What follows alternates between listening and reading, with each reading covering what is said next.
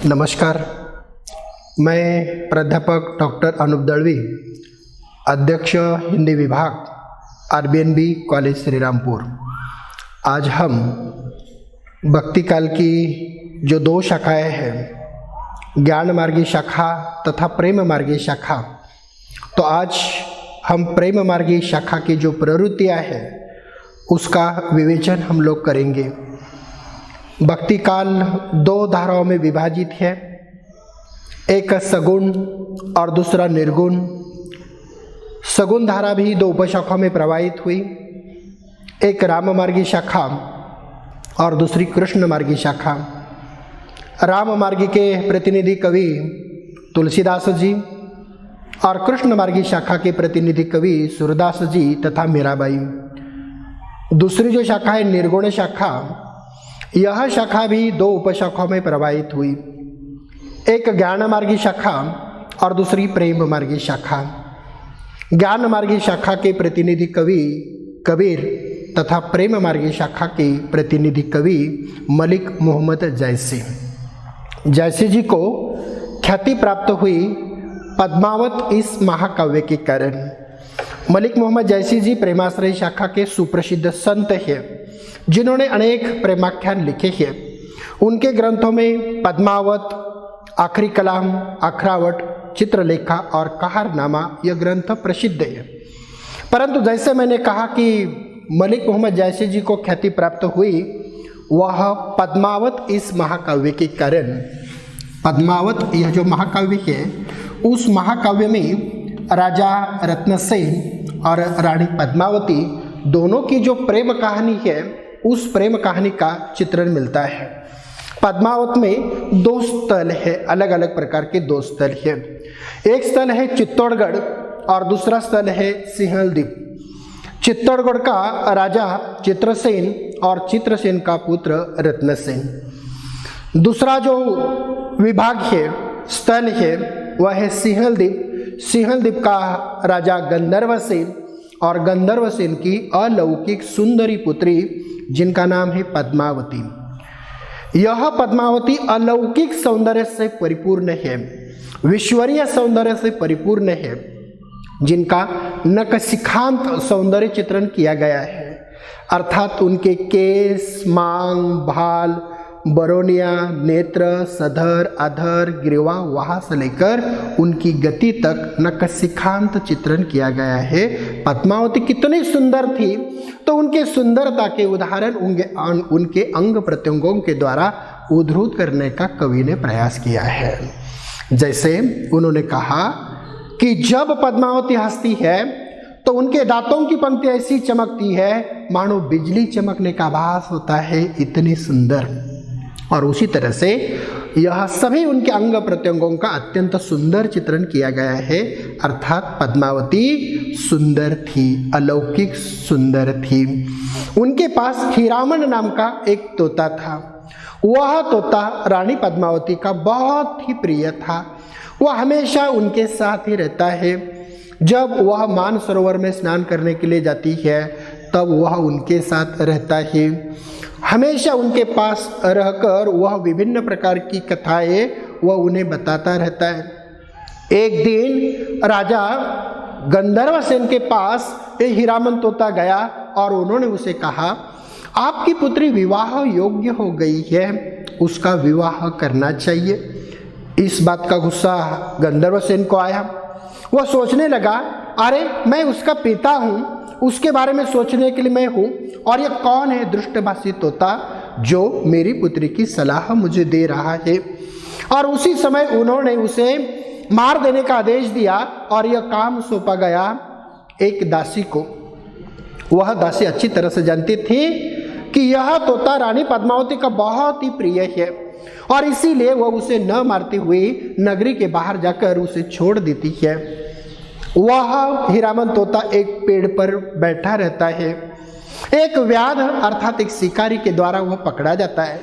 वह शिकारी उसकी हत्या न करते हुए वह सिंहलदीप के बाजार में उसे बेचने के लिए लेकर जाता है। वहाँ चित्तौड़गढ़ से एक ब्राह्मण आया था। उस ब्राह्मण ने उसे उस व्याध से उसे खरीद लिया और वह चित्तौड़गढ़ लेकर गया। बहुत कम दिनों में राजा रत्नसेन के कानों पर हीरामन तोते की ख्याति गई। उस ब्राह्मण को अपने दरबार में बुलाकर कुछ स्वर्ण मुद्राएं देकर उन्होंने हीरामन तोता को खरीद लिया। बहुत कम दिनों में राजा रत्नसेन और हीरामन तोता दोनों के बीच गहरी दोस्ती हो गई। इस दोस्ती का पर्यवसन यह हुआ, वह इसके पहले किसके पास था उसकी कहानियां उसे सुनाने लगा। एक दिन राजा शिकार के लिए गया था। उसी समय राजा रत्नसेन की पत्नी नागमती ने सुना यह पद्मावती नाम की किसी सुंदरी की चर्चा करता है। अगर यह चर्चा राजा के सम्मुख की तो राजा मुझे छोड़कर उसे प्राप्त करने के लिए चला जाएगा और इसीलिए वह उसे छिपा देती है। राजा शिकार से लौटता है। लौटने पर उन्होंने देखा हीरामन तोता कहीं दिखाई नहीं देता है। हीरामन हीरामन हीरामन कहकर जोर जोर से पुकारने लगा, लेकिन हीरामन कहीं भी उसे दिखाई नहीं देता। लेकिन रानी नागमती राजा के क्रोध को अच्छी तरह से जानती थी और इसीलिए उन्होंने उस तोते को छोड़ दिया। लेकिन यह बात राजा रत्नसेन के समझ में आई कि रानी नागमती ने जानबूझकर उसे छिपा कर रखा था। और उसी समय राजा रत्नसेन नागमती के सामने हीरामन तोते को आदेश देता है कि पद्मावती का नखशिखांत वर्णन किया जाए, नख से लेकर शिख तक। और वह वर्णन सुनकर राजा मूर्छित होता है। केवल वर्णन सुनकर राजा मूर्छित हो गया और उनकी मूर्छा टूटने के बाद अब वह चर्चा करने लगा कि कौन पद्मावती है, उस पद्मावती को मुझे प्राप्त करना है। सभी लोगों ने राजा रत्नसेन को समझाया, किसी की बात नहीं मानी। उन्होंने अपने साथ कुछ सेनानी लिए जोगी के वेश में और स्वयं का भी जोगी का वेश बनाया। पत्नी ने, माँ ने, लोगों ने समझाने का कोई असर उन पर नहीं हुआ और राजा रत्नसेन निकल पड़ा सिंहल द्वीप की ओर। रास्ते में 7 समुद्रों को लांघते हुए अनेक कठिनाइयों का, अनेक संकटों का मुकाबला करते करते राजा रत्नसेन सिंहल द्वीप के किनारे पर गया। सिंहल द्वीप में एक शिव मंदिर था। उस शिव मंदिर में उन्होंने अपना निवास बनाया। उनके साथ हीरामन तोता था ही। और फिर वह हीरामन तोता पद्मावती के पास आ जाता है और पद्मावती को बता देता है उनका सारा वृत्तांत। यहाँ से निकलने के बाद वह किसके पास गया, वहाँ से कहाँ पहुँच गया और आज किससे लेकर आया हूँ, ये सारा वृत्तांत हीरामन तोता के द्वारा पद्मावती को बताया जाता है। पद्मावती बेहद खुश होती है, कहती है कौन वह शूर है, सहस्र किरणों वाले उस तेजस्वी राजा को मैं देखना चाहती हूँ। और उसी दिन वसंत पंचमी के दिन शिव दर्शन के बहाने पद्मावती मंदिर में आने वाली है। और उसी तरह से सूचना रत्नसेन को पहले दी गई। और उसी दिन जब पद्मावती दूर से ही आती हुई देखकर राजा रत्नसेन मूर्छित हो गया। पद्मावती आई, शिव का दर्शन किया, देखा तो महाराज सोए हैं, मतलब बेहोश है। और उसी समय चंदन का लेप उनकी छाती पर लगाया और उंगली से लिखा जागो तो देखना, और वो चली गई। थोड़ी देर के बाद राजा रत्नसेन की मूर्छा खुल गई और मूर्छा खोलने पर उनके समझ में आया कि पद्मावती मुझे मिलने के लिए आई थी, लेकिन मैं उसे मिल नहीं सका। और उसी समय वह कहता कि अब मुझे जीना नहीं है, अब मुझे मरना है। और राजा रत्नसेन ने स्वयं की चिता स्वयं लगाई और उसमें कूदने वाला ही था। मंदिर था शिव का। पार्वती एक सुंदर स्त्री के रूप में उनके सामने प्रस्तुत होती है, समझाने की कोशिश करती है, लेकिन राजा रत्नसेन एक मानने के लिए तैयार नहीं होता। और उसी समय पार्वती अपना सच्चा रूप उनके सामने प्रकट करती है और प्रेम का रास्ता बताकर अंतरहीन हो जाती है। इसके बीच राजा रत्नसेन की चिट पद्मावती के पास, पद्मावती की चिट राजा रत्नसेन के पास हीरामन तोता के द्वारा चिट जाती रही, चिट आती रही। लेकिन एक बात सत्य है, प्रेम कितना भी छिपाओ वो छिप कर कभी रहता नहीं, एक न एक दिन उसका पता चलता है। और हुआ भी यह, राजा गंधर्वसेन को पता चल गया कि कोई जोगी आया है शिव मंदिर में और वह मेरी पुत्री पद्मावती के साथ प्रेम का कोई नाटक कर रहा है। राजा रत्नसेन ने गढ़ को घेर लिया, रत्नसेन को बंदी बनाया, सजाएं सुनाई, सजाए मौत। परंतु सजाए मौत की सजा सुनाने के बाद भी राजा रत्नसेन के चेहरे पर चिंता की कोई रेखा दिखाई नहीं देती, उल्टा वह हंसता है। शूली पर चढ़ाने का आदेश हुआ, राजा रत्नसेन शूली को देखकर हंसता है, शूली पर हंसते हंसते चढ़ता है। ये बात गंधर्वसेन के समझ में नहीं आई, यह हंसते हंसते शूली पर क्यों चढ़ रहा है।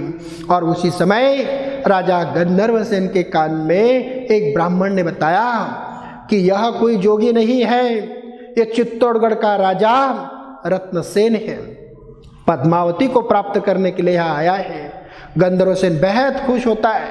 उन्होंने उसे नीचे उतरने का आदेश दिया, वह नीचे उतरता है और बड़े धूमधाम के साथ पद्मावती के साथ उनका विवाह संपन्न होता है। राजा रत्नसेन 1 महीने तक वहाँ सिंहलदीप में रहता है। फिर दोबारा पद्मावती को लेकर फिर 7 समुद्रों को लांघ कर वह चित्तौड़गढ़ में आता है। पहली थी नागमती, अब आई पद्मावती। दोनों का रिश्ता सौत मतलब दुश्मनी, दोनों एक दूसरों को चिढ़ाने लगी, मारपीट करने लगी। यहाँ तक इस कहानी का पूर्वार्ध है। कहानी का पूर्वार्ध काल्पनिक है और उत्तरार्ध ऐतिहासिक है। उत्तरार्ध जब प्रारंभ होता है तो उसी समय राजा रत्नसेन के दरबार में काम करने वाला एक ब्राह्मण राघव चेतन और राजा रत्नसेन दोनों का किसी तिथियों के बारे में विवाद होता है और वह विवाद होने पर राजा रत्नसेन उसे अपने दरबार से बाहर निकाल देता है। जब वह दरबार छोड़कर, राजा रत्नसेन का दरबार छोड़कर जा रहा था, उसी समय उसके मन में विचार आया क्यों न पद्मावती को मिलकर जाए। सुना था पद्मावती बहुत सुंदर है और इसीलिए पद्मावती को मिलने के लिए वह उनके महल में जाता है। परंतु पद्मावती का सौंदर्य देखकर वह मूर्छित हो जाता है, बेहोश हो जाता है। उनकी मूर्छा टूटने पर पद्मावती को लगता है कि अपने राज दरबार का एक ब्राह्मण अपना दरबार छोड़कर जा रहा है, इसलिए अपने कलाई से एक जड़ाऊ कंगन निकालकर उसे भेंट देती है। राघव चेतन दिल्ली गया, अलाउद्दीन को जाकर मिला और अलाउद्दीन को कहा पद्मावती जैसी सुंदर स्त्री दुनिया में कहीं नहीं है। अलाउद्दीन ने राजा रत्नसेन को एक खत लिखा, अपने दरबार में जो पद्मावती है उस पद्मावती को तुरंत दिल्ली भेजा जाए। अरे जान पर खेलकर जिन्होंने उसे प्राप्त किया है, क्या एक खत के दौरान भेज देगा? असंभव। दोनों के बीच युद्ध हुआ, युद्ध में समझौता हुआ। समझौता इस बात के लिए हुआ कि अलाउद्दीन केवल पद्मावती को देखेगा, आईने में उनका प्रतिबिंब देखेगा और वह दिल्ली वापस जाएगा। बात तय हुई और जैसे एक अतिथि को अपने घर में आमंत्रित किया जाता है, उसी तरह से उन्होंने उसे अपने घर में आमंत्रित किया। उनके खाने के लिए सुरुचि भोजन किया। खाने में तरह तरह पंछियों के, पक्षियों के मांस, तरह तरह की फिनिया, सुरुचि भोजन उनके लिए तैयार किया गया। अलाउद्दीन के साथ राजा रत्नसेन का सुरुचि भोजन हो जाने के बाद अब समय है पद्मावती का प्रतिबिंब आईने में अलाउद्दीन को दिखाना। उसी तरह की व्यवस्था की गई थी और जब अलाउद्दीन पद्मावती का वह सौंदर्य आईने में देखता है तो वह मूर्छित हो जाता है। उनकी मूर्छा टूटने के बाद जैसे हमारे घर में कोई अतिथि आता है और उस अतिथि को छोड़ने के लिए हम जैसे बाहर चले जाते हैं, उसी तरह से अपने अतिथि को छोड़ने के लिए राजा रत्नसेन अलाउद्दीन को लेकर उनके राजमहल के बाहर जा रहा था और उसी समय उनके सेनानी पहले से घात लगाकर वहां बैठे हुए थे। जैसे राजा रत्नसेन बाहर चला जाता है, उसी समय अलाउद्दीन के शूर सेनानी उन्हें जकड़ लेते हैं, बंदी बनाते हैं और दिल्ली ले जाते हैं, बहुत यातनाएं देते हैं। और अब अलाउद्दीन ने खत भेजा पद्मावती को तुरंत दिल्ली भेजा जाए। उसी समय पद्मावती के एक मामा और भतीजा है, गोरा और बादल। उन्होंने एक योजना बनाई, अर्थात वो एक षड्यंत्र था कि उन्होंने उसी आशय का एक खत अलाउद्दीन को भेज दिया, पद्मावती नागमती दिल्ली आ रही है, परंतु उनके साथ साथ चित्तौड़गढ़ की हजारों स्त्रियाएं दिल्ली आ रही है। यह सभी स्त्रियाएं, वहाँ के सेनानी वह दिल्ली की ओर जा रहे हैं, परंतु डोली में बैठे वह शूरवीर थे और डोली को उठाने वाले 4 कहार वह भी शूर सेनानी थे। ये सभी डोलियां दिल्ली की ओर गई। राजा रत्नसेन को जहां बंदी बनाया था, वहां के कर्मचारियों को घूस देकर राजा रत्नसेन को रिहा किया और राजा रत्नसेन अपने सभी सेनानियों को लेकर पीछे आ रहा था, वापस आ रहा था चित्तौड़गढ़ की ओर। लेकिन यह बात अलाउद्दीन का शूर सेनानी देवपाल के समझ में आई कि राजा रत्नसेन रिहा हो गया है और वह दिल्ली की ओर, वह चित्तौड़गढ़ की ओर वापस जा रहा है। उन्होंने उनका पीछा किया। रास्ते में ही राजा रत्नसेन और देवपाल दोनों के बीच घनघोर युद्ध हुआ। युद्धों में देवपाल मारा गया, परंतु राजा रत्नसेन भी इतना घायल हुआ था, इतना खून बहाया गया था, परिणाम स्वरूप राजा रत्नसेन की भी मौत हो जाती है। राजा की चिता में रानी पद्मावती और रानी नागमती दोनों सती हो जाती है और उसी समय जोहर किया गया। मतलब जितने सेनानी मारे गए थे, उनकी सेनानियों की पत्नियां एक साथ ऐसी बड़ी चिता जलाई गई, उसमें एक साथ कूद जाती है। फिर उनका रोना धोना, उनकी चित्कारे ढोल बाजे नगाड़ों की आवाज़ों में समाहित हो जाते हैं। यह है पद्मावत। और इसी पद्मावत महाकाव्य के कारण मलिक मोहम्मद जायसी जी को ख्याति प्राप्त हुई है। परंतु उनके साथ ही मुल्ला दाऊद ने चंदायन, कुतुब की मृगावती, मंझन की मधुमालती, शेख उस्मान की चित्रावली, यह जो रचनाएं हैं, यह रचनाएं प्रेमाश्रय शाखा की प्रतिनिधि रचनाएं हैं। इसी समय दक्षिण भारत में दक्षिणी भाषा में अनेक प्रकार के प्रेमाखंड लिखे गए, जैसे सब रस तोता मैना, यह दक्षिणी भाषा का अत्यंत सुप्रसिद्ध प्रेमाख्यान है। प्रेमाश्रय शाखा का साहित्य विपुल मात्रा में हमें प्राप्त होता है। आज हमें प्रेमाश्रय शाखा की जो प्रवृत्तियां हैं, उन प्रवृत्तियों का अध्ययन करना है। प्रेम की पीर अर्थात प्रेमाख्यान रचनाओं का अध्ययन करने के बाद प्रेमाश्रय शाखा की जो प्रवृत्तियां हैं, वह हमें किस प्रकार दिखाई देती है, उसका अवलोकन हम लोगों को करना है। उनकी पहली प्रवृत्ति दिखाई देती है प्रबंध कल्पना। काव्य के मुख्य 2 रूप हैं, एक प्रबंध और दूसरा मुक्तक। और उस दृष्टि से प्रेमाश्रय शाखा के जो साहित्यकार हैं, उन साहित्यकारों ने हिंदू घरों में प्रचलित प्रेम कहानियों को लेकर अपने प्रेमाख्यान उन्होंने लिखे हैं और वह प्रेमाख्यान प्रबंध रूप में, महाकाव्य के रूप में लिखे हैं।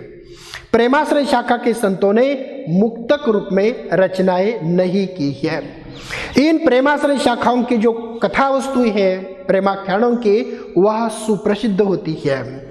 अर्थात इन कवियों ने प्रबंध रूप में कल्पनाएं की है।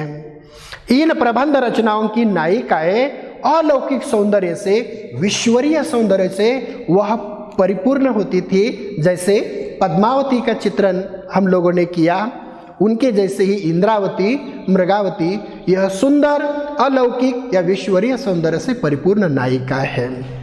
अलौकिक होने के कारण सृष्टि का प्रत्येक प्राणी उनकी ओर आकृष्ट होता हुआ दिखाई देता है। प्रबंध की कथा वस्तु लेकर यह कथा वस्तु की जो मौलिक कल्पनाएं है, यह मौलिक कल्पनाएं इन प्रबंध काव्यों में की गई है। नए नए प्रसंगों का निर्माण किया गया है। प्रबंधों में अलौकिक प्राणी दिखाई देते हैं, जैसे विशालकाय हाथी, जादुई घोड़ा, उनके साथ साथ अजगर, जादू टोना, इन सभी का चित्रण इन महाकाव्यों में दिखाई देता है। यह प्रबंध काव्य महाकाव्यों के रूप में आते हैं। काव्य शास्त्र में प्रबंध की सभी प्रकार की जो विशेषताएं है, तो विशेषताएं उसमें पाई जाती है। काव्य शास्त्र की दृष्टि से जो विशेषताएं महत्वपूर्ण है, वह सभी विशेषताएं हमें इन प्रबंध काव्यों में दिखाई देती है। जैसे मंगलाचरण, सुप्रसिद्ध कथा वस्तु, अति सुंदर नायिका, नायक, प्रतिनायक, प्रतिनायिकाएं, इन सभी का चित्रण इन काव्यों में दिखाई देता है।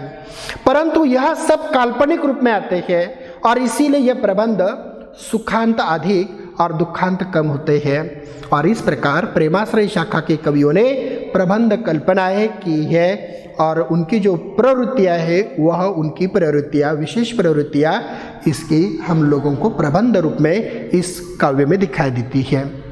उसकी दूसरी विशेषता है भाव व्यंजना, अर्थात प्रेमाश्रय शाखा का प्रतिपाद्य प्रेम है जिसमें वियोग पक्ष को अधिक महत्व दिया गया है, क्योंकि वियोग प्रेम का तत्व सुवर्ण माना गया है। विरह का अधिक और मिलन का अत्यंत कम चित्रण इस काव्य में दिखाई देता है। विरह का विस्तार के साथ चित्रण किया गया है। 12 मासा, षड ऋतु, ये सभी भाव रूप में प्रेमाश्रय शाखा में चित्रित हुए हैं। जहाँ पर संयोग का चित्रण आया है वहाँ अश्लीलता इस काव्य में निर्माण हो गई है। इन दोनों प्रमुख भावों के साथ अन्य भाव भी चित्रित है, जिसमें द्वेष है, ईर्ष्या है, कपट है, दया है, सहृदयता है, करुणा है आदि अनेक भावों का विस्तार के साथ चित्रण हुआ है। अर्थात भाव व्यंजना हम लोगों को प्रेमाश्रय शाखा में दिखाई देती है। तीसरी विशेषता या प्रवृत्ति है चरित्र चित्रण। प्रेमाश्रय शाखा में कवियों ने संस्कृत साहित्य और फारसी साहित्य का चरित्र चित्रण के लिए अनुकरण किया है। इन कवियों ने जो पात्र कल्पित किए हैं, कुछ पात्र कल्पित किए हैं तो कुछ पात्र ऐतिहासिक दिखाई देते हैं। जैसे पद्मावत इस महाकाव्य में रत्नसेन, अलाउद्दीन, यह सभी पात्र इस लोक के न होकर अलौकिक दिखाई देते हैं। साधक प्रेम मार्ग पर चलते हैं, नायिकाएं अलौकिक सौंदर्य से परिपूर्ण है, विश्वरीय सौंदर्य से परिपूर्ण है। जैसे पद्मावती, मृगावती, उन नायिकाओं का चित्रण हुआ है। अत्यंत महत्वपूर्ण विशेषता हिंदू संस्कृति का प्रतिबिंब प्रेमाश्रय शाखा की प्रवृत्तियों में दिखाई देती है। उसका कारण यह है, प्रेमाश्रय शाखा में हिंदू संस्कृति का प्रतिबिंब दिखाई देता है। इन प्रेमाख्यानों में हिंदुओं के तीज, त्योहार, तीर्थ, व्रत, रूढ़ियाँ, परंपराएं, रहन सहन, आचार विचार, खान पान, उनका निजी जीवन में गृह त्याग, यात्रा, अभिसार, विवाह, सतीत्व, इन सभी का अत्यंत सूक्ष्मता के साथ चित्रण हुआ है। इन कवियों ने ज्योतिष शास्त्र, आयुर्वेद शास्त्र का भी चित्रण किया है। हिंदू संस्कृति की सभी विशेषताएं प्रेमाश्रय शाखा की प्रवृत्तियों में दिखाई देती है। उन्होंने हिंदू घरों में प्रचलित प्रेम कहानियों को लेकर अपने विचार, अपने तत्व प्रस्तुत करने का प्रयास किया है। इसलिए हिंदू संस्कृति की एक महत्वपूर्ण प्रवृत्ति इन शाखा में दिखाई देती है।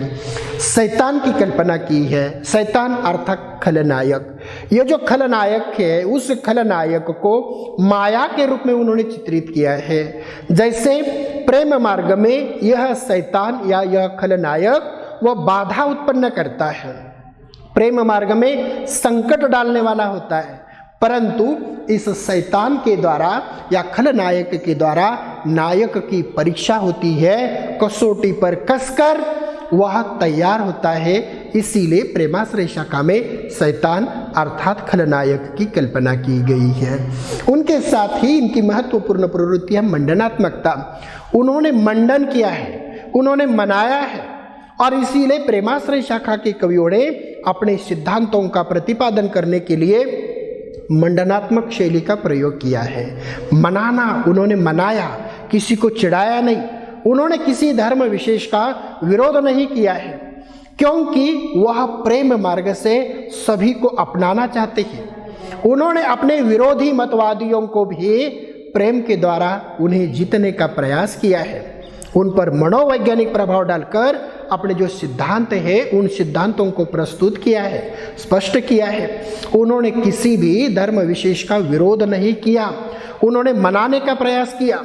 उन्होंने किसी धर्म विशेष का खंडन नहीं किया और इसीलिए उनके जो प्रेमाख्यान है वह घर घर में पढ़ाए जाते हैं, घर घर में उनका अध्ययन होता है उन्होंने लोगों को समझाया, लोगों को चिढ़ाया नहीं।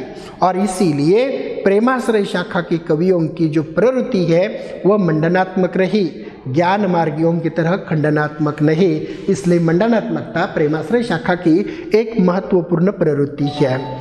उनके साथ ही उनकी महत्वपूर्ण प्रवृत्ति है प्रेमाश्रय शाखा की नारी चित्रण। उन्होंने अर्थात प्रेमाश्रय शाखा के प्रेम मार्गीय सिद्धों ने नारी को केंद्र बिंदु में मानकर अपने प्रबंधों की रचनाएं की है। नारी प्रेम मार्ग में परमात्मा का प्रतीक होती है। उन्होंने नारी की निंदा उनके प्रेमाख्यानों में नहीं की। उनके अनुसार नारी के कारण ही विश्व का अस्तित्व है, इसीलिए वह साध्या है, आराध्या है। इसीलिए उसे भोग विलास की चीज़ न मानकर उसे सम्मान की चीज़ समझना चाहिए। इसलिए प्रेमाश्रय शाखा में नारी परकीय रूप में न आकर नारी स्वकीय रूप में आती है, जैसे पद्मावती का स्वकीय रूप में चित्रण किया गया है। अगली उनकी प्रवृत्ति है प्रेरणा। उन्होंने प्रेरणा ग्रहण की है। जैसे मैंने पहले कहा, प्रेमाश्रय शाखा के कवियों ने हिंदू घरों में प्रचलित मतलब परंपरा से प्रचलित जो प्रेम कहानियां हैं उस प्रेम कहानियों को लेकर अपने सूफी सिद्धांत प्रस्तुत करने का उन्होंने प्रयास किया है। लौकिक प्रेम से अलौकिक प्रेम का दर्शन उन्होंने किया है और इसीलिए प्रेमाश्रय शाखा का जो प्रेरणा स्रोत है वह हिंदू घरों में प्रचलित उनकी कहानियां हैं, उनसे इन्हें प्रेरणा मिली है।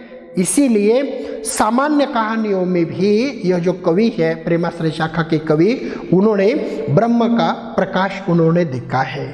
रस की दृष्टि से जब प्रेमाश्रय शाखा की प्रवृत्तियों का हम लोग विवेचन करते हैं तो प्रेमाश्रय शाखा में सभी रसों को देखा जा सकता है, परंतु प्रेमाश्रय शाखाओं का प्रतिपाद्य प्रेम होने के कारण प्रधान रूप में श्रृंगार रस आया है, परंतु श्रृंगार के साथ साथ अन्य रसों का परिपाक भी उसमें दिखाई देता है।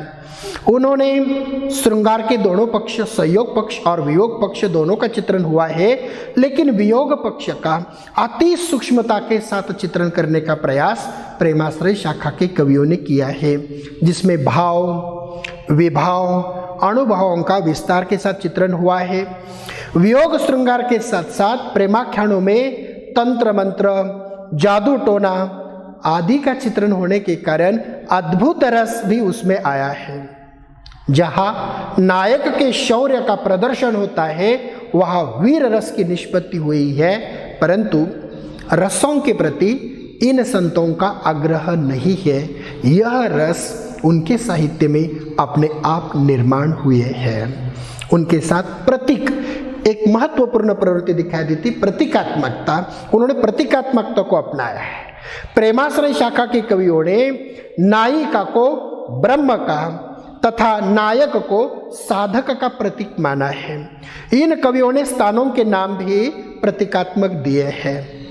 जैसे पद्मावती जो महाकाव्य है उसमें तन चित्तौड़ है, सिंहलदीप हृदय है।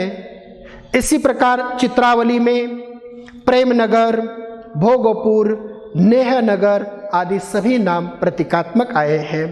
हंस जवाहर, इसमें प्रेमाख्यान में हंस जीव का प्रतीक है, साधक है। इसी तरह से प्रेमाश्रय शाखा के कवियों ने समासोक्ति से अन्योक्ति को सिद्ध किया है। प्रेमाख्यान प्रतीकात्मक महाकाव्य होते हैं, इसलिए प्रतीकात्मकता इनकी विशेष प्रवृत्ति हमें दिखाई देती है। प्रेमाश्रय शाखा की अगली प्रवृत्ति है प्रभाव। उन पर प्रेमाश्रय शाखा पर अद्वैतवाद का प्रभाव दिखाई देता है। अद्वैतवाद, अ मतलब नहीं, द्वैत मतलब दो, दो नहीं, दोनों एक, अर्थात आत्मा और परमात्मा, जीव और ब्रह्म दोनों एक। इसी तरह से अद्वैतवाद का जो प्रभाव है वह प्रभाव प्रेमाश्रय शाखा पर दिखाई देता है, अर्थात शंकराचार्य जी के सिद्धांतों को उन्होंने अपनाया है। इस्लाम धर्म की गुप्त साधना का भी इन पर प्रभाव दिखाई देता है। सिद्धों की हठयोग की साधना को भी प्रेमाश्रय शाखा के कवियों ने अपनाया है। इस तरह से इनकी साधना पद्धति पर अनेक साधनाओं का प्रभाव दृष्टिगत होता है। काव्य प्रकार की दृष्टि से जब हम लोग प्रेमाश्रय शाखा का अवलोकन करते हैं तो प्रेमाश्रयियों ने मुख्य रूप से महाकाव्य को अपनाया है। इनकी सभी रचनाएं महाकाव्य में आती है। इन प्रेमाश्रयियों ने काव्य शास्त्र का अध्ययन नहीं किया था। उनका प्रयोजन महाकाव्य के लक्षण लिखना नहीं था और इसीलिए उसमें फिर भी महाकाव्य उनके जो है वह सर्गबद्ध नहीं है, वह शीर्षकों में विभाजित है। कुछ विद्वानों के अनुसार उन्होंने मसनवी तथा कथात्मक ये जो शैली है उस शैली को विशेष रूप से अपनाया है। प्रेमाश्रयियों की भाषा ये जो प्रवृत्ति है उसमें प्रेमाख्यानों की भाषा अवधी है। इस भाषा में विदेशी भाषाओं के शब्द घुल मिल गए हैं। यहाँ तक कि अरबी और फारसी के अनेक शब्द प्रेमाश्रय शाखा के काव्य में दिखाई देते हैं। तुलसीदास जी के समान इनकी अवधी भाषा नहीं है। उन्होंने प्रचलित अवधी भाषा का प्रयोग किया है जिसमें मुहावरे कहावतें का प्रचुरता से प्रयोग दिखाई देता है। भाषा प्रेम मार्गीय और स्वाभाविक है। छंदों के दृष्टि से जब प्रेमाश्रय शाखा का हम लोग अवलोकन करते हैं तो प्रेमाश्रय शाखा के कवियों ने दोहा, चौपाई, कहीं कहीं पर बरवे, सोरठा आदि छंदों को अपनाया है। चौपाई छंद का अधिक दिखाई देता है जिसमें 26 मात्राएं होती है। फारसी छंदों का भी उन्होंने विशेष रूप से प्रयोग किया है। और अंतिम प्रवृत्ति अलंकारों की दृष्टि से जब प्रेमाश्रय शाखा का हम लोग अवलोकन करते हैं तो उसमें समासोक्ति अलंकार का विशेष प्रयोग दिखाई देता है। अतः इस अलंकार के साथ उपमा, रूपक, उत्प्रेक्षा आदि अलंकार भी आए हैं।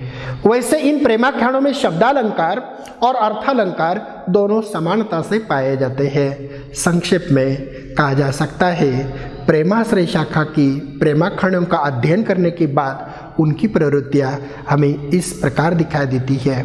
यह प्रवृत्तियाँ प्रेमाश्रय शाखा के तत्वज्ञान को हमारे सम्मुख रखती है।